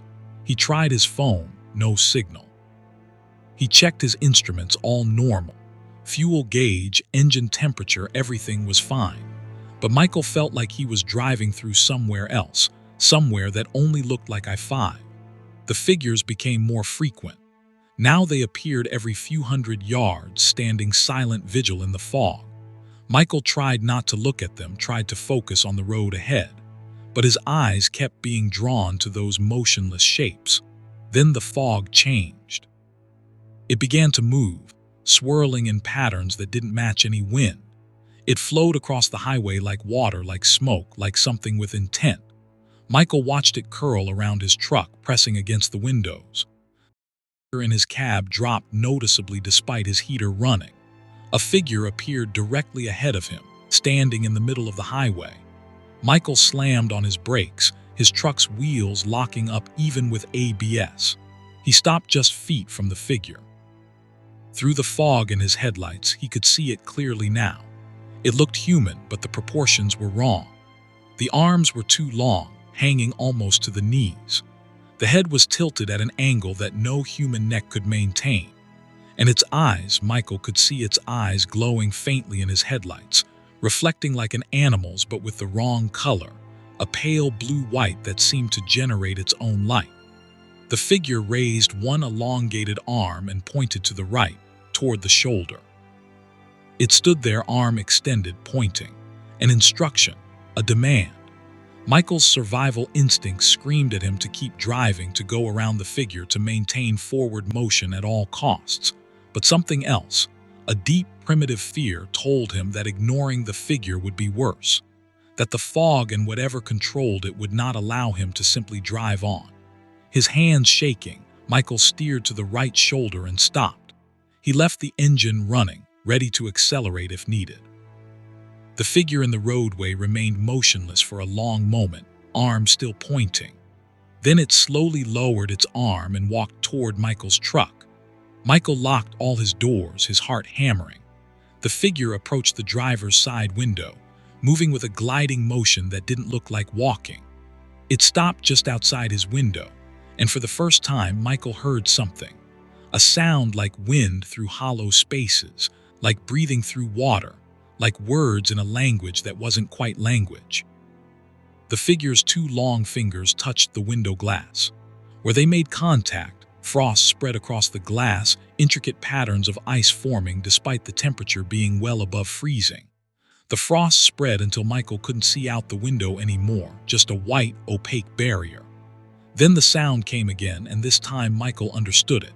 Not words exactly, but meaning that impressed itself directly into his mind. Turn back. This road is closed. You do not belong here. I'm just trying to get to Portland, Michael said aloud, his voice shaking. I'm just driving to Portland. Portland is not ahead of you. Nothing is ahead of you. This place is between. You drove into the fold, turn back now or stay here forever. Michael didn't understand what the fold meant, but the message was clear. He needed to turn around, but his truck was a fully loaded 40-footer. He couldn't just turn around on the highway. He needed an exit or at least an intersection. As if reading his frost on his window cleared slightly, leaving a clear patch. Through it, Michael could see what looked like an exit ramp appearing in the fog, a road branching off to the right that definitely hadn't been there before. Take the exit. Go back. Do not stop until you reach real roads. Do not look for us again. The figure stepped back from his truck and the fog around it swirled thicker, obscuring it from view. Michael didn't hesitate. He put his truck in gear and took the exit ramp that shouldn't exist. It curved back in a direction that felt wrong, as if space itself was bending to accommodate his turn. He drove up the ramp, the fog remaining thick around him. Then suddenly, the fog broke. Michael emerged into clear night air, and he was on I-5 heading north, back toward Olympia, back the direction he'd come from. His GPS flickered and recalibrated, showing his location as being 20 miles north of where he'd entered the fog bank. Michael pulled over at the next exit and sat there for an hour, getting his shaking under control. He called his dispatcher and told them he'd had mechanical trouble, that he'd need to reschedule the Portland delivery. Then he turned around and headed back to Olympia. Over the next few weeks, Michael researched what he'd experienced. He found scattered reports from other drivers who'd encountered unusual fog on I-5 in that area, fog that lasted too long, that moved against the wind, that seemed to have purpose. Some drivers reported seeing figures. Others described the same sensation of being somewhere else, of driving through a place that only resembled the highway. An old-timer at a truck stop told Michael about thin places, locations where the boundary between reality and somewhere else grew permeable. Places where you could slip through without meaning to, ending up somewhere that looked like where you'd been but wasn't. The old-timer said fog made those places easier to find. That fog was like a curtain that could hide thresholds. Michael never drove I-5 through that area at night again. He'd reroute completely or time his runs for daylight, because he knows that somewhere between Kelso and Longview, there's a stretch of highway where fog doesn't just form, it opens. And inside that fog are roads that aren't on any map, watched over by things that aren't quite human, leading to destinations that don't exist in the world Michael knows. Last year, Michael heard about a truck that went missing on I-5 in that area.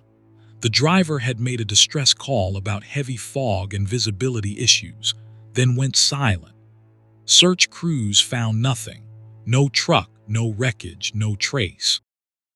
The driver's GPS showed him on the highway moving normally right up until his signal simply stopped. They never found him.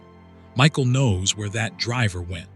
He went into the fold, into the fog that follows and watches and offers exits that lead somewhere else.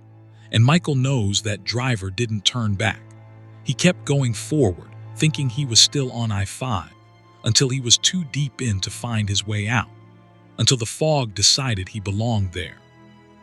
Now Michael tells young drivers about fog protocols, how to handle heavy fog, when to pull over, when to trust their instruments. But he never tells them the whole truth, never explains that some fog isn't weather at all, because he knows they wouldn't believe him. They'd have to see it themselves, the figures standing in the mist, the road that goes nowhere, the exit that appears like a gift and a warning. And Michael hopes they never do. Story 8. The Cargo THAT MOVED. Sandra Blackwell had hauled every type of freight imaginable in her 17 years as a trucker: furniture, electronics, food, construction materials, livestock, hazardous chemicals. She'd learned to secure loads properly, to inspect cargo regularly, to handle the specific challenges each type of freight presented. Sandra was professional and thorough, which is why her company trusted her with unusual or sensitive shipments. In August 2018, Sandra was assigned a pickup from a medical research facility outside of Rochester, Minnesota. The manifest listed the cargo as biological samples and research equipment bound for a facility in Omaha, Nebraska. Temperature-controlled transport, priority delivery, generous hazmat pay. Sandra had handled similar shipments before, though they usually made her slightly uncomfortable. She didn't like hauling things she couldn't fully see or understand. She arrived at the research facility around noon. The loading dock was located at the rear of a large, modern building surrounded by security fencing. Sandra backed her refrigerated trailer to the dock and went inside to sign paperwork. The loading supervisor was a thin man in his 50s who seemed nervous, constantly checking clipboards and making phone calls. "Everything secured properly?" Sandra asked as workers loaded sealed containers into her trailer. The containers were white plastic, about 3 feet tall and 2 feet wide, with biohazard labels and digital temperature monitors. There were 15 of them strapped to pallets. Yes, the supervisor said distractedly. "Everything's secure. Just maintain temperature between 35 and 40 degrees. Don't open the trailer until you reach the Omaha facility. Don't stop except for fuel and required rest breaks." Sandra signed the paperwork and closed up her trailer.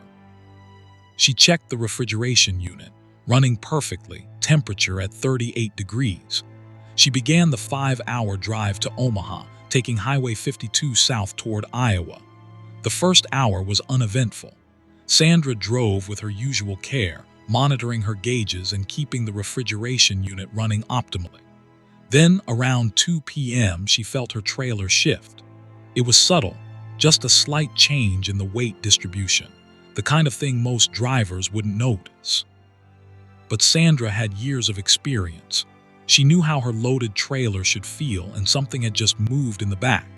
She pulled over at the next opportunity and walked around her trailer, checking the doors. They were sealed and locked exactly as she'd left them. She pressed her ear against the trailer's side, listening.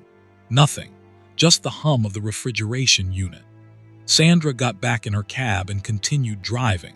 Maybe the load had settled, or a pallet had shifted slightly. It happened sometimes, even with properly secured cargo. She radioed her dispatcher to report the possible shift, but was told to continue. Time was critical with this shipment. 20 minutes later, it happened again. A distinct shift of weight in the trailer, more pronounced this time. Sandra felt her truck rock slightly, as if something heavy had moved from one side to the other. She pulled over again, this time more concerned. She walked to the back of the trailer and examined the doors carefully. Still sealed. She checked the temperature monitor, still at 37 degrees. Everything looked normal, but Sandra's instincts were screaming that something was wrong. She called the research facility. The nervous supervisor answered. "My cargo is moving," Sandra said bluntly. "What exactly am I hauling?" "Biological samples," the supervisor repeated. "Everything is properly secured. It shouldn't be moving." "Well, it is. What kind of biological samples?" A long pause.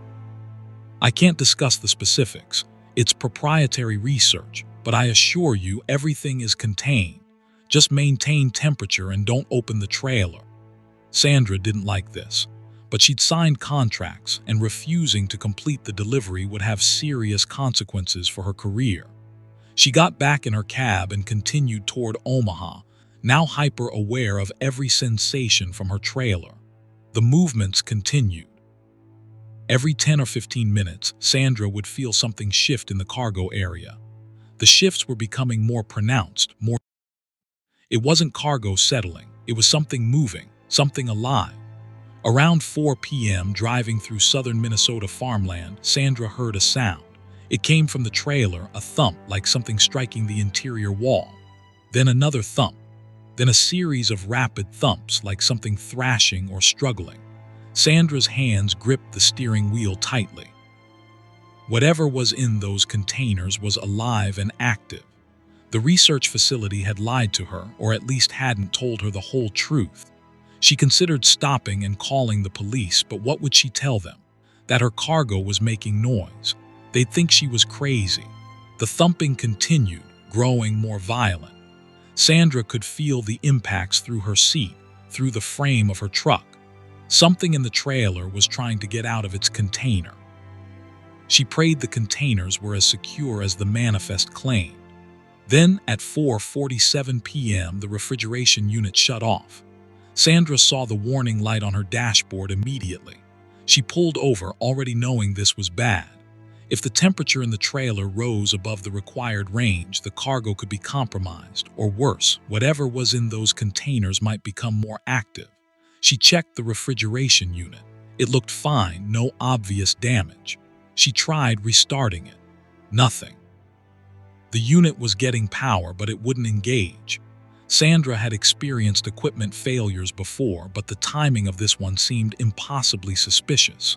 She called the research facility again. No answer. She called her dispatcher. He told her to proceed to the nearest repair facility. There was one in Mason City, Iowa, about 40 miles away. They'd meet her there with a repair technician. Sandra got back on the road, driving faster now. The temperature in her trailer was climbing, already up to 43 degrees. The movements in the trailer were becoming more frequent and more violent. Something was slamming against the interior walls hard enough that Sandra worried about the structural integrity of the trailer. She was 10 miles from Mason City when she heard the crash.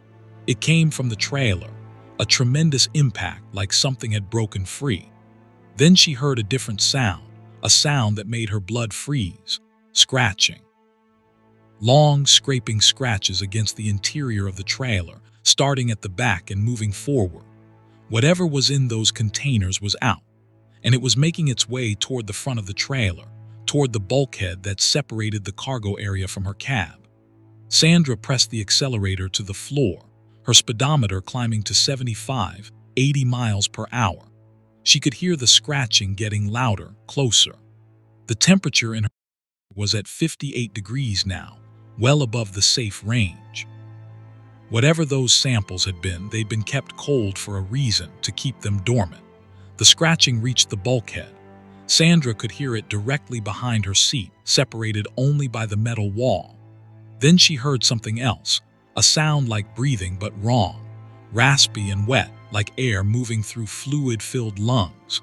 She saw the Mason City exit and took it at dangerous speed, her trailer swaying. The repair facility was 3 miles away. Sandra drove through town well above the speed limit, drawing angry honks from other drivers. She didn't care. She needed to reach the facility, needed to get help, needed to get away from whatever was in her trailer. The repair facility appeared ahead. Sandra saw 2 trucks already parked and several people standing in the lot, her dispatcher and what looked like a hazmat team in protective suits. They'd known. They'd fucking known what she was hauling. Sandra pulled into the lot and slammed on her brakes. She jumped out of her cab, backing away from her trailer. "Something's loose in there," she shouted. Something got out. The hazmat team moved quickly, surrounding the trailer with equipment. The dispatcher approached Sandra. "Are you injured? Did you open the trailer?" "No, but something broke out of the containers. I could hear it." The hazmat team worked for nearly 20 minutes, using some kind of aerosol system to pump gas into the trailer through the ventilation ports. Finally, they opened the doors. Sandra watched from a safe distance as they entered the trailer in their protective suits. When they emerged, one of them was carrying a container. Through the white plastic, Sandra could see movement, something dark and writhing. The rest of the containers were apparently still sealed. "One breach," the team leader reported to Sandra's dispatcher. "Contained it. Lucky the temperature didn't rise faster or we'd have had a bigger problem." "What was it?" Sandra demanded. "What the hell was I hauling?" The dispatcher looked uncomfortable. Experimental tissue cultures, gene-modified specimens, there, sensitive to temperature changes. When they warm up, they become mobile and aggressive. Mobile tissue cultures, that thing was alive. It's complicated, the dispatcher said. Look, you'll be compensated for the stress of this situation. We should have briefed you more thoroughly. But the shipment needs to continue to Omaha. We've fixed your refrigeration unit and resealed the cargo. Can you complete the delivery? Sandra stared at him. Are you insane? I'm not hauling that thing another mile. They argued for an hour, but Sandra was adamant. She refused to get back in her truck with that cargo. Finally, they arranged for another driver to complete the delivery. Sandra was released from the assignment with full pay and a generous bonus, which she suspected was partly compensation and partly hush money. Sandra continued trucking for 2 more years, but she never accepted another biological sample shipment. She requested her company flag her profile to exclude such loads. The experience had traumatized her enough that she eventually left long-haul trucking entirely and now works in local delivery. She never learned exactly what was in those containers. Her company refused to provide details, citing confidentiality agreements with the research facility.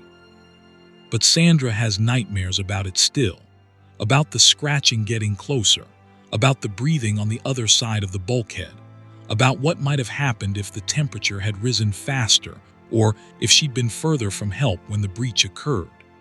Sometimes, Sandra thinks about all the trucks on the highway, all the sealed trailers containing cargo that drivers never actually see.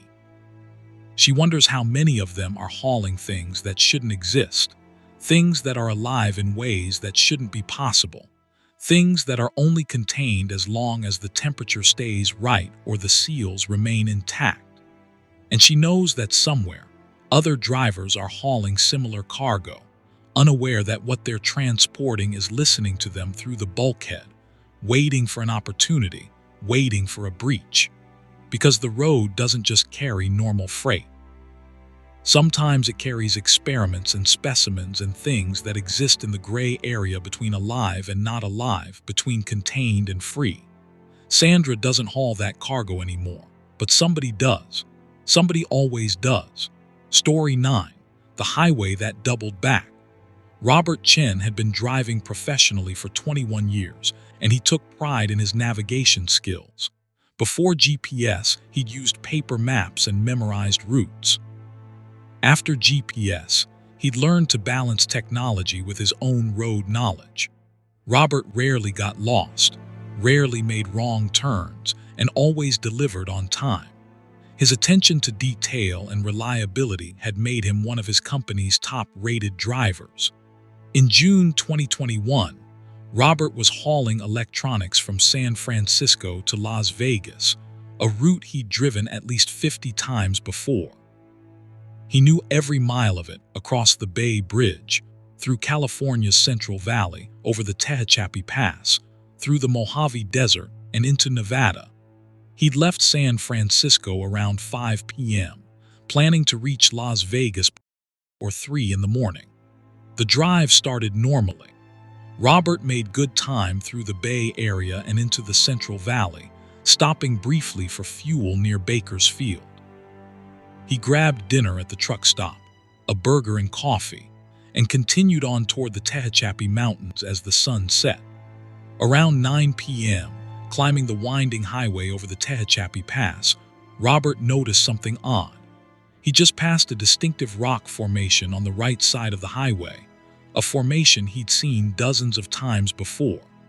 It was notable because it looked vaguely like a face, and truckers often used it as a landmark when discussing this stretch of road. 20 minutes later, Robert passed the same rock formation again. He frowned, checking his GPS. It showed him progressing normally east on Highway 58, climbing toward the pass summit. But Robert knew he'd just seen that rock, the exact same rock with its face-like profile. He couldn't have circled back somehow. There hadn't been any exits, no place to turn around. He continued driving, paying closer attention now. The road ahead looked correct, 2 lanes winding up through the mountains, scattered Joshua trees visible in his headlights, the normal topography of the Tehachapi Pass. His GPS showed steady progress. Everything seemed normal. Then 30 minutes later, he passed the face rock a third time. Robert pulled over at the next turnout, his heart racing. This wasn't possible. He'd been driving continuously forward. His odometer showed he'd traveled over 40 miles since Bakersfield. His GPS showed him approaching the summit of the pass, but he'd now passed the same distinctive landmark 3 times. He got out of his truck and looked around. The night was clear, stars visible above the desert mountains. The air was cool and dry. Everything seemed normal except for the impossible fact that he was encountering the same location repeatedly. Robert checked his GPS more carefully. The route it showed looked correct, but he noticed something strange. The road on the GPS map seemed to spiral slightly, as if the highway wasn't progressing in a straight line but rather curving back on itself in a way that shouldn't be possible in 3-dimensional space. He tried calling his dispatcher. The call wouldn't connect. He tried his wife. Same thing. The call would dial but never actually connect. He had full cellular signal, but he couldn't reach anyone. Robert got back in his truck and continued driving, this time keeping meticulous track of his surroundings. He noted every landmark, every curve, every distinctive feature of the landscape. The highway continued to climb through the mountains, winding back and forth as it gained elevation. Everything looked as it should. But 45 minutes later, he passed the face rock again. 4th time. Robert was starting to panic. He'd been driving for hours, burning fuel, making forward progress according to all his instruments, but somehow he was looping past the same point over and over. It was like the repeating mile marker story he'd heard from another trucker years ago, but worse because Robert wasn't seeing the same mile marker. The markers were progressing normally. It was the landscape itself that was repeating. He tried taking different approaches to the problem. He drove faster, same result. He drove slower, same result. He tried counting the exact time between passages of the face rock. It varied between 30 and 50 minutes, but the rock kept appearing. He tried pulling over and waiting for an hour before continuing. The rock appeared again after his next 40 minutes of driving. Around 2 a.m., by Robert's watch, he'd passed the face rock 7 times. He'd been driving for 9 hours and should have been in Las Vegas. Instead, he was trapped on an endless loop of highway that somehow folded back on itself. Robert started noticing other details. The moon hadn't moved in the sky. It hung in the same position, about 30 degrees above the horizon, for hours. The temperature hadn't changed. It remained exactly 63 degrees according to his truck's external sensor, and he hadn't seen a single other vehicle since entering this loop. The isolation was oppressive. Robert kept trying his phone, kept trying the CB radio, kept trying to reach anyone. Nothing worked. He was utterly alone on a highway that refused to let him pass, driving forward into a loop that had no exit. Then, around what his watch said was 4 a.m., Robert saw lights ahead. Another vehicle, finally. He flashed his lights, hoping to flag them down to confirm he wasn't crazy. As the lights approached, Robert realized it was a truck, a big rig like his own, heading toward him in the opposite lane. The truck passed and Robert caught a glimpse of the driver. It was an Asian man in his 50s, looking exhausted and frightened. The man looked exactly like Robert. Same face, same expression, same gestures. Robert twisted in his seat to watch the truck recede in his mirrors, his mind reeling. He just passed himself going the opposite direction. 10 minutes later, he saw more lights ahead, another truck approaching. This one also passed, and Robert again saw himself behind the wheel. Then another truck. Over the next hour, Robert passed 7 versions of himself, all driving identical trucks, all heading the opposite direction on the same highway. Robert pulled over, his hands shaking. He was trapped in something beyond a simple loop. The highway had folded in on itself, creating multiple instances of the same moment, the same drive.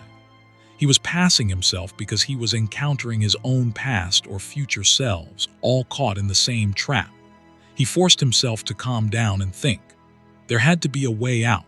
Loops had exits, traps had escapes. He just needed to find it. Robert thought about the face rock. It was the constant, the landmark that repeated. Maybe it was the key.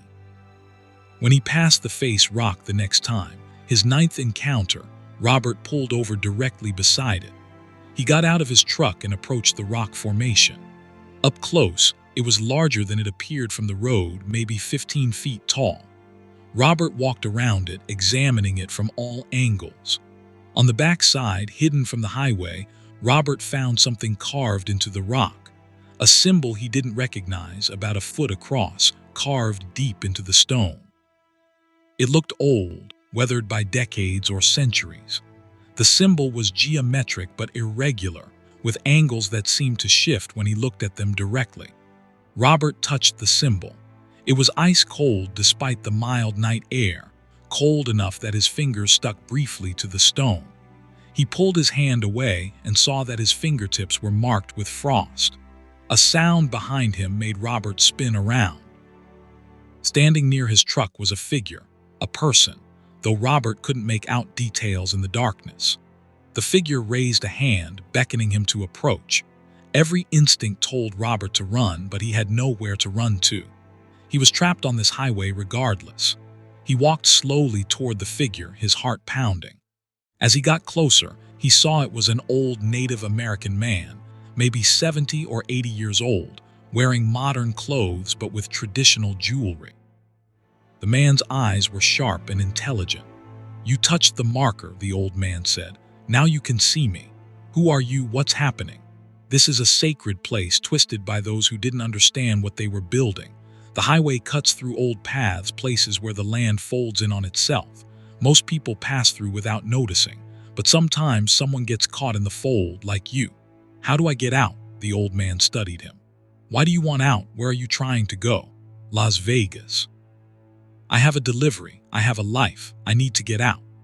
Everyone caught in the fold is running towards something or away from something. Which is it for you? Robert did immediately. He thought about his life, his marriage that had grown cold, his estrangement from his adult children, his increasing reliance on work to avoid dealing with his problems. He was always on the road, always driving, always moving forward without ever really getting anywhere. "I don't know," Robert finally admitted. The old man nodded. "That's honest. The fold catches people who are lost even when they know their destination. The highway becomes a mirror of your life, always moving, always going somewhere, but somehow always ending up in the same place. How do I break the loop? You have to choose a real destination, not Las Vegas, not a delivery, a real destination. Where do you actually want to go? What do you actually want to reach?" Robert thought about his wife, whom he rarely saw. His children who'd grown up without him. His home, which was really just a place to stop between jobs. He'd been running for 20 years and he'd run himself into a literal loop. "Home," Robert said quietly. "I want to go home, not my house, home to my family. I want to stop running." The old man smiled. "Then choose that, really choose it, not just words, mean it. Be willing to stop running, to face what you've been avoiding, to change direction." Robert closed his eyes and made the choice, really made it. He would call his wife. He would retire from long-haul trucking. He would stop using the road as an excuse to avoid his life. He felt something shift inside him, a fundamental reorientation. When he opened his eyes, the old man was gone. Robert stood alone beside his truck on the highway. He got back in his cab and started driving. Within 10 minutes, he passed the summit of the Tehachapi Pass, a summit he'd been trying to reach for hours. The highway continued down the eastern slope, heading into the Mojave Desert. Robert's GPS showed him progressing normally. His phone suddenly had signal again. He called his wife at 5:30 in the morning, waking her up, and told her he loved her and that he was coming home. Really coming home, not just stopping by between runs. She cried, and so did he. He made his delivery to Las Vegas, then called his company and gave notice. He worked for 3 more months, transitioning his routes to other drivers, then retired. Robert now lives full-time in his house in Sacramento, spending time with his wife and reconnecting with his children. He occasionally does local delivery work, but he never drives long haul anymore. And Robert never went back over the Tehachapi Pass, not even as a passenger. Because he knows that somewhere in those mountains, there's a place where the highway folds in on itself, where lost drivers goes forever, always moving forward but never arriving. And he knows that the only way out is to choose a real destination, to stop running, to face what you've been avoiding. The road can be a refuge, Robert learned, but it can also become a prison. And sometimes the only way to escape is to stop driving. Story 10. The Passenger Who Wouldn't Leave. Jennifer Hayes had been driving for 11 years and had a strict policy: never pick up hitchhikers. She'd heard too many horror stories, seen too many cautionary tales. No matter how sympathetic someone looked standing on the roadside, Jennifer kept driving. It wasn't worth the risk. Her truck, her rules, no exceptions. Until October 2020, when Jennifer broke her rule. She was driving from Houston to Oklahoma City, hauling construction supplies through the night. Around midnight, on a desolate stretch of Highway 287 through North Texas, she saw a woman standing on the shoulder. The woman was elderly, maybe 70, wearing a light jacket despite the cold October night. She wasn't holding a sign or trying to flag down cars. She was just standing there looking lost and confused. Jennifer drove past, her policy holding firm, but something nagged at her. The woman looked genuinely distressed, not like a typical hitchhiker. And it was near freezing outside. That old woman could die of exposure before morning. After 2 miles of internal debate, Jennifer's conscience won. She pulled over, backed up along the shoulder, and stopped beside the woman. Jennifer rolled down her passenger window. "Ma'am, are you okay? Do you need help?" The old woman looked up at Jennifer with rheumy, confused eyes. "I'm trying to get home," she said in a wavering voice. "My car broke down and I've been walking. I'm so cold." Jennifer made a decision she'd regret. "Where's home?" "Duncan. I live in Duncan, Oklahoma. It's on your way if you're heading north." Duncan was actually directly on Jennifer's route. Highway 287 ran right through it. "Okay," Jennifer said. "I can give you a ride that far. Come on up." The old woman climbed into the passenger seat with surprising agility for her apparent age. She settled in, pulling her jacket tighter. "Thank you so much, dear. I'm Margaret." "Jennifer. Let me get some heat going." Jennifer adjusted the climate controls, directing warm air toward the passenger side. She pulled back onto the highway, already second-guessing her decision but committed now. They drove in silence for a few minutes. Jennifer kept glancing at Margaret, who sat very still, staring straight ahead. Up close, Jennifer noticed odd details. Margaret's clothes looked outdated, or retro, but genuinely old, like something from the 1980s.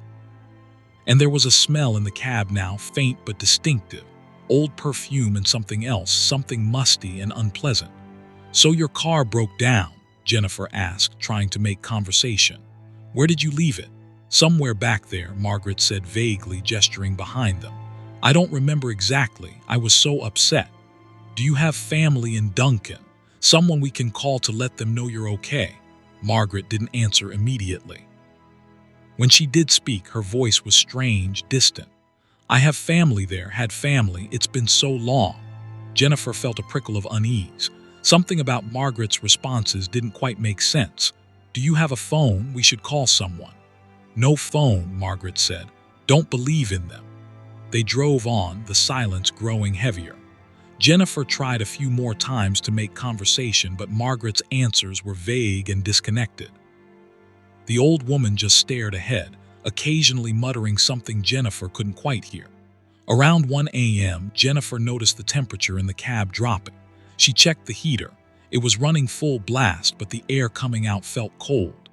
The digital thermometer showed 58 degrees inside the cab, despite the heater's best efforts. Jennifer's breath began to mist slightly. "Are you warmer now?" Jennifer asked Margaret. Margaret turned to look at her, and Jennifer's heart skipped.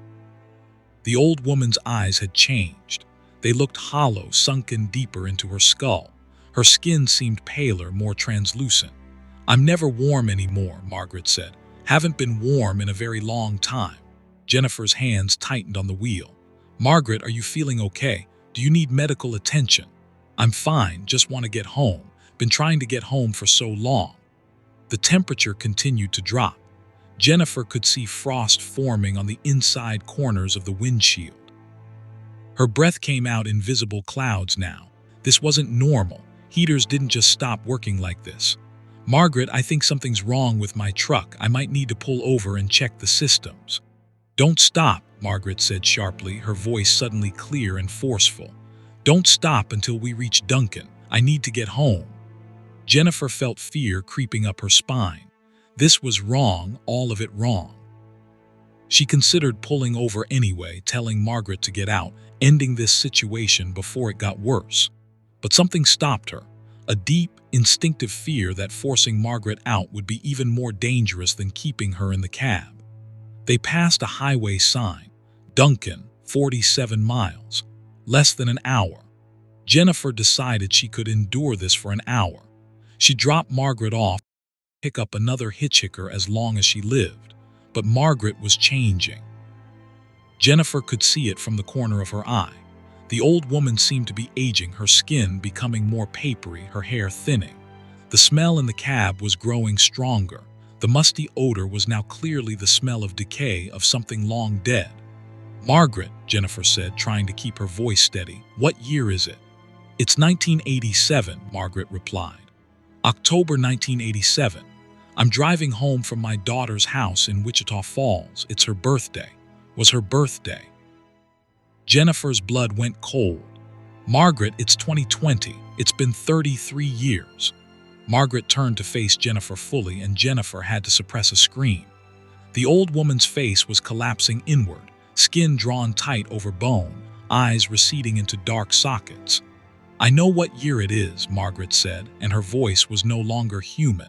It was hollow, echoing like wind through empty rooms. "I've been trying to get home for 33 years. Do you know what it's like walking this highway night after night trying to get home? Watching cars pass, unable to make them see me, unable to make anyone stop." What happened to you?" "I died," Margaret said simply. "Right here on this highway. A drunk driver crossed the center line and hit my car head on. Killed instantly," they said. "But I didn't feel dead. I just felt desperate to get home, to see my family again. So I started walking. And I've been walking ever since, trying to find someone who could see me, someone who could give me a ride home." Jennifer's hands were shaking on the wheel. She wanted to stop, wanted to run, but Margaret, or whatever Margaret had become, was between her and the door. And Jennifer had a terrible certainty that stopping now would be catastrophic. "What happens when we reach Duncan?" Jennifer asked. "I don't know," Margaret admitted, and for a moment she sounded sad, human. "I've never made it this far. People who pick me up always force me out before we reach Duncan. They get scared and make me leave. But you're strong, Jennifer. You're going to take me all the way home. I can feel it." The temperature in the cab was now below freezing. Jennifer's teeth chattered. Ice was forming on the steering wheel under her hands. The smell of death was overwhelming. And Margaret continued to deteriorate, her physical form becoming more skeletal, more ghostly with each passing mile. They passed another sign, Duncan, 20 miles. Jennifer's mind raced. She couldn't sustain this for much longer. The cold was becoming dangerous, and the presence beside her was becoming increasingly inhuman. But what choice did she have? "Where do you want me to take you?" Jennifer asked. "What's your address?" Margaret an address on Elm Street. Jennifer plugged it into her GPS. The system found the location, a residential area on the north side of Duncan. 15 more minutes. Those were the longest 15 minutes of Jennifer's life. Margaret had stopped talking, but her presence grew more oppressive. The temperature dropped to the point where Jennifer's diesel engine was struggling, the fuel beginning to gel from the impossible cold. Ice covered the inside of all the windows. Jennifer drove by instrument panel alone, unable to see out. Finally, the GPS indicated they'd reached the address. Jennifer couldn't see anything through the ice-covered windows, but she stopped the truck. "We're here," she said through chattering teeth. Margaret sat motionless for a long moment. Then she spoke, her voice barely a whisper. "I can't see it. I can't see my house." "I'll clear the window," Jennifer said. Using her last reserves of courage, she reached across Margaret's decrepit form and scraped ice from the passenger window.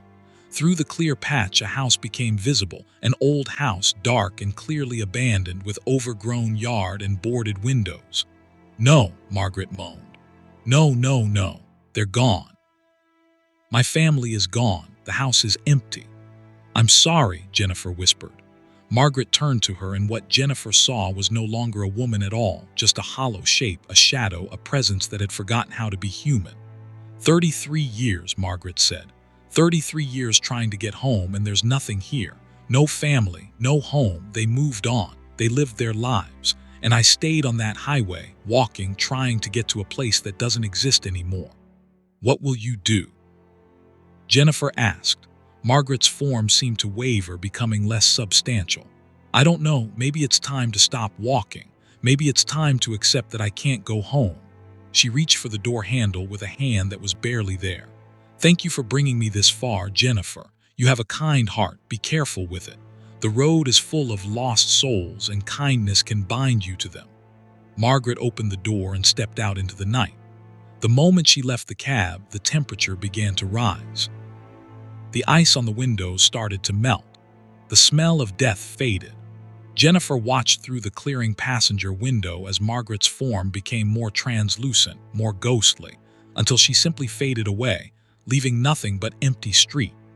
Jennifer sat in her truck for a long time, heater running full blast, warming her frozen limbs. She eventually drove the remaining distance to Oklahoma City and made her delivery. She reported the incident to no one, knowing she wouldn't be believed. But Jennifer researched the address on Elm Street. She found a woman named Margaret Holloway had indeed lived there until 1987, when she died in a car accident on Highway 287. Her family had moved away years ago. The house had been abandoned since the early 2000s.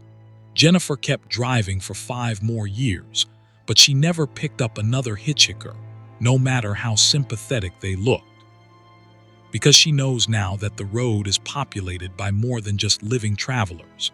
Some passengers are trying to reach destinations they'll never find, homes that no longer exist, families that have moved on without them. And Jennifer knows that showing kindness to those lost souls can bind you to them, can pull you into their impossible journeys. She delivered Margaret to an abandoned house and a life that had ended 33 years ago. She gave a ghost one last ride home, and she's grateful she survived it. Because sometimes the passengers you pick up aren't trying to get somewhere. They're trying to get somewhere, to a time that no longer exists, to a version of the world that moved on without them. And the kindness that compels you to help them might be the very thing that traps you in their endless, frozen journey along roads that lead nowhere.